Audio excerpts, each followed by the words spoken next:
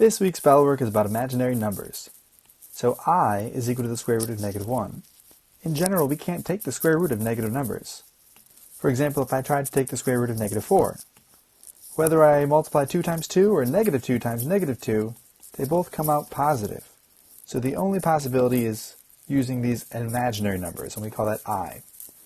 If we want to get rid of the radical, generally, we square I, because I squared is equal to -1, and we can use that information to substitute.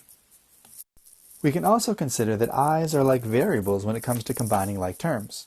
So here we can take 7 plus a -8, which combine to give us -1, and 3i plus 9i, which combine to give us 12i. So this is my final answer. Just combine like terms. In number 11, you might notice in all the answer choices that the i's are gone from the denominator. We're going to use a strategy called multiplying by the conjugate. So what is the conjugate? Instead of taking 8 plus 2i, we take 8 minus 2i. So that's what we're going to do here. We're going to multiply by another version of 1, and we're going to start with that denominator, and instead of adding 2i, we're going to subtract 2i. If you remember multiplying fractions, you can multiply straight across.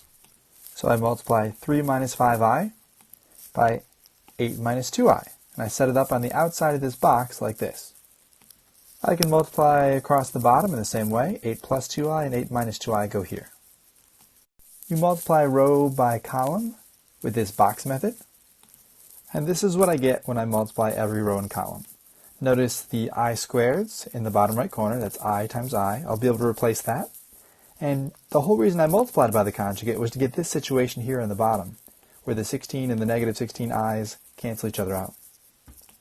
So if I combine all of the boxes on the top and on the bottom, this is my new fraction. I'll simplify that to -46i. I can replace I squared with -1, which means I can combine my number terms to get 14.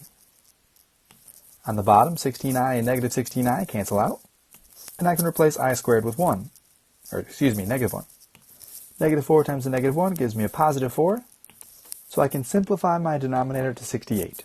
From here, I might just divide everything by 2, 7 minus 23i on the top, and 34 on the bottom. And are we revealing the answer yet? C is the best choice.